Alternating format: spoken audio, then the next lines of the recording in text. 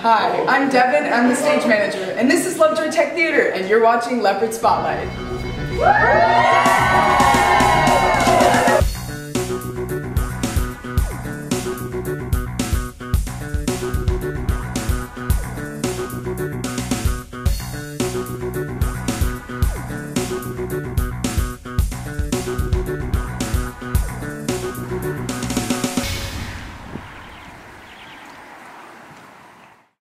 Welcome everybody to Leopard Spotlight. I'm Sylvia Hansen. And I'm Shivani Radhakrishnan. In this edition, we'll stop by the Overholt home for a sweet treat. We'll skim over the surface of one student's sky-high project. And finally, we'll work in harmony with our featured club of the month. But first, one student's sports passion takes him to a different field of play. Reporters Sylvia and Preston lead off our show. All right, game in 3, 2, 1, go, go, go! Though he's a member of the paintball club, Junior Richard Zhang's fascination with the adrenaline-pumping sport began a lot earlier than high school. On my 8th birthday, my dad decided it was a good idea to take us 80-year-olds to a paintball field, and basically I got hooked from then. Paintball players like Richard have a few places to choose from in the area. Where we are right now is Fort Paintball. What's cool about it is everybody's like close to each other, like as a close-knit community. It's outdoors, so you get that more outdoor feeling of it. It's like how it should be. One of the main advantages of Fort Paintball would be the fact that you can bring your own paint. Other fields won't let you do that because they want to make more money, and this place lets you kind of do whatever you want for most of the time. But like obviously you have to follow the safety rules. Put your mask on always on the field. Don't take your mask off because you might get shot in the face. And basically just like be respectful of each other. Try not to get into verbal conflicts, which really doesn't happen because the community is great. Although the competition is oftentimes intense, the people at Fort Paintball are very welcoming. The community here is basically just really inviting, and we usually come as our own group, but sometimes I come by myself, and I am able to make friends here as they just invite me to their groups, and you just go on to walk-ons and just play the game for fun. This is Sylvia Hansen and Preston Kahn, reporting for the Lovejoy News Network. Every family has special recipes, but the Overholts have shared their baking with more than just their relatives. Shivani and Andrew have the story. And I've put a dam around the sides. Eggs, milk, and flour are common ingredients in most baked goods, but community member Kim Overholt focused on two special elements when naming her business. Love Plus Sugar got started very organically, and the name actually came from Emma, because everything I make has sugar in it and everything has love. It all started with one cake.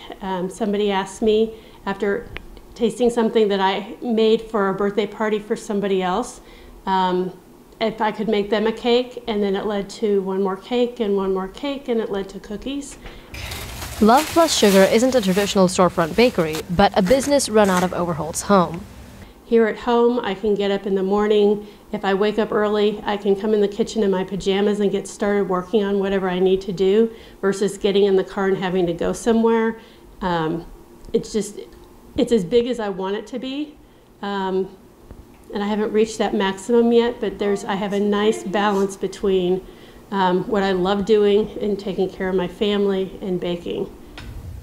Aside from its at-home location, there are other factors that make Love Plus Sugar unique in the eyes of Kim's daughter, senior Emma Overholt. What makes Love Plus Sugar stand out is that everything that my mom makes is custom. So no matter what you want on a cake or a cookie, you can basically get it with her business. So I think that's pretty cool. I also help design her website, and I help her post on Instagram, Twitter, Facebook, and all that. So kind of managing her social media. For Overholt, baking isn't only about profit. It's also about a connection to the community and her family. I've always enjoyed baking and eating and sharing what I've made. I mean, that's, you can't eat a whole plate of cookies yourself, so the best thing to do is share it. And baking from home and trying new recipes, I take stuff to my neighbors, and they enjoy taste testing, and I get to know people a little bit better. I like hearing about these special events in people's lives and then be able to do something special for them to help celebrate their events. I've been baking since forever.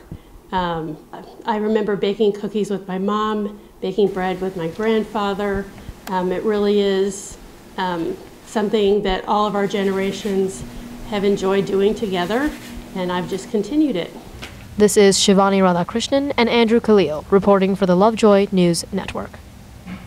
Drones have shown up on some people's holiday wish lists as a popular toy, but Junior Surya Manikandan decided to construct his own with a higher purpose in mind.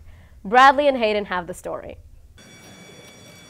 Surya Manikandan, a Lovejoy Independent Study student, feels engineering allows him the opportunity to make a difference in the world. What sparked my interest in engineering is really the fact that going from this idea that you have in your mind to this finished product is very mesmerizing to me. And I think you can do a really lot of cool stuff with technology and robotics, stuff that can benefit the world. So that's what brought me into engineering in the first place. Of his many accomplishments, Surya's engineering teacher, Brian Liddington, believes his construction of a fully functional drone stands above the rest. Yeah, that was what was really intriguing about it, because we haven't typically had juniors in the senior independent study class before, but when he approached me last year, it was such an incredible proposal. It looked like from a true engineer. It was very thorough, and he came up with a great idea, and I think it's going to be good for him to learn all the technology that he's using, but also project management and all of the kind of the business side of things too. So. Surya hopes his drone design will one day be used to save lives using the development of his SAFER program. So SAFER is an idea that I came up with after looking at all of these reports of people going missing. And what the project really is it uses tags on people to be able to track them. And if someone goes missing, you can issue an autonomous drone to go find them instead of having to deploy ground troops in almost impossible areas or try to put search in other more expensive methods. SAFER is really trying to take the most dangerous aspects of searching in some areas and put it into more of technology's hands, which makes it, one, more efficient to find people, safer, and actually better at finding people than human eyes are. John Harkins, a former NASA rocket scientist and current mentor of Surya, believes he displays a grade of excellence in engineering equal to that of someone of a much older age. What I think is what's special about Surya is that for his age, when I first met him, I think he was a sophomore, he was very much advanced in some of the fields of engineering, the designing and building of different solutions to problems. And he's demonstrated that in the classroom, and now he has his own ideas about, I mean, if Surya will go into business today, I think he has some ideas of what he would do already. That's pretty much advanced very much advanced for a high school student. And usually that doesn't happen in a person's life until they're through college and out. This is Hayden McKenzie and Bradley Davis reporting for the Lovejoy News Network. We close our show with this week's In the Club feature. Clayton and Sophie take us to the room where the voices stand alone.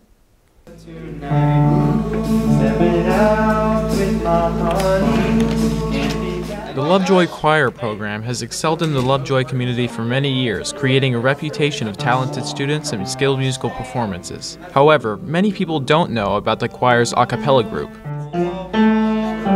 The program consists of an elite team of gifted choral members who perform around the community.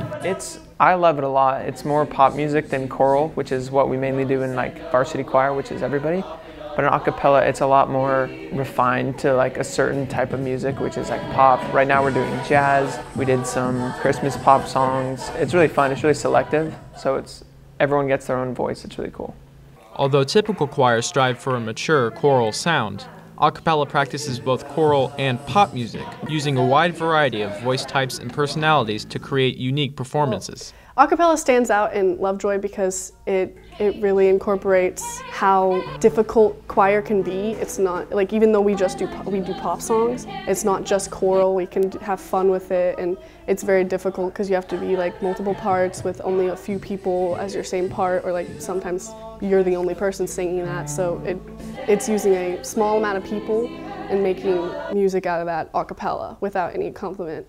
Although it's not exactly a club, choir students have the opportunity to audition for this group, but through a diligent audition process, only a select few make the cut. When students audition for a cappella, they sing both a pop song and a classical song, classical art song, and then they'll be given a piece to sight read. And they're judged on their ability to change styles, their ability to sight read, and also their ability to perform. Although it's an environment where literally no two voices sound the same, the a cappella group boasts a more compact community than the other choir programs. I would say that a cappella, the group, is just with each other a lot more than the whole choir is, because we go off campus and we perform and we go to lunch, and so we definitely get to hang out more than we do with the whole choir. We're a pretty tight-knit group because we're around each other so much. This is Clayton Houts and Sophie Antonik, reporting for the Lovejoy News Network. We hope you enjoyed these stories. Until next time, I'm Shivani Radhakrishnan. And I'm Sylvia Hansen. And remember, if there's a story to find, we'll find it here on Leopard Spotlight.